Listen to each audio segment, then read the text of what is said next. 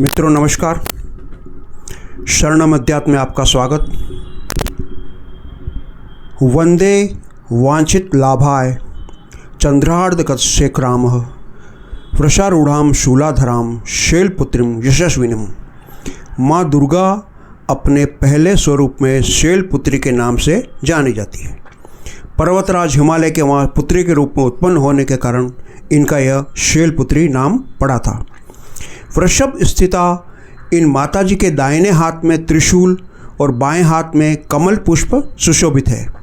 यही नव दुर्गाओं में प्रथम दुर्गा कहलाती है। अपने पूर्व जन्म में ये प्रजापति दक्ष की कन्या के रूप में उत्पन्न हुई थी। तब इनका नाम सती था।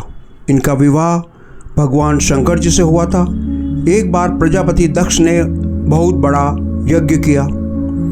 इसमें उन्होंने सारे देवताओं को अपना अपना यज्ञ भाग प्राप्त करने के लिए निमंत्रित किया, किंतु शंकर जी को उन्होंने इस यज्ञ में निमंत्रित नहीं किया।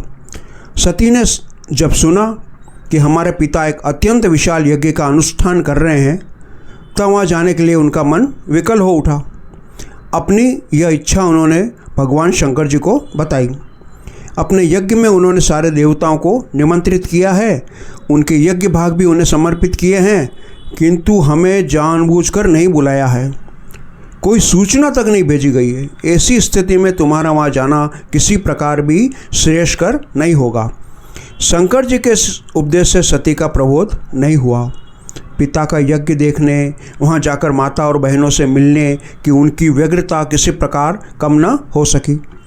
उनका प्रबल आग्रह देखकर भगवान शंकर ने उन्हें वहाँ जाने की अनुमति दे दी। सती ने पिता के घर पहुंचकर देखा कि कोई भी उनसे आदर और प्रेम के साथ बातचीत नहीं कर रहा है। सारे लोग मुंह फेरे हुए हैं। केवल उनकी माता ने स्नेह से उन्हें गले लगाया। बहनों की बातों में व्यंग, उपवास के भाव भरे हुए थे।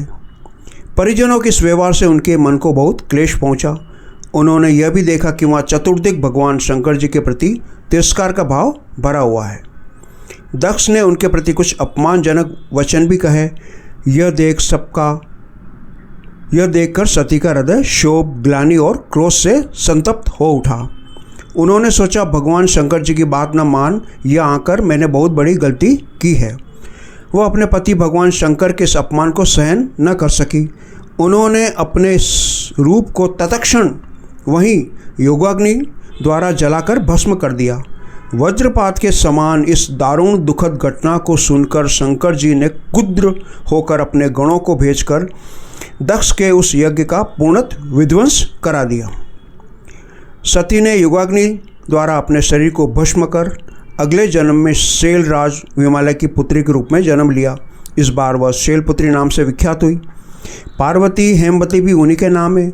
उपनिषद की कथा के अनुसार उन्हीं ने हेमवती स्वरूप से देवताओं का गर्व भंजन किया था। शैलपुत्री देवी का विवाह भी शंकर जी से ही हुआ। पूर्व जन्म की भांति इस जन्म में भी वह शिव जी की अर्धांगिनी बनी। नव दुर्गाओं में प्रथम शैलपुत्री दुर्गा का महत्व और शक्तियाँ अनंत है। नवरात्र पूजन में प्रथम दिवस इन्हीं की पूजा और उपासना की जाती है।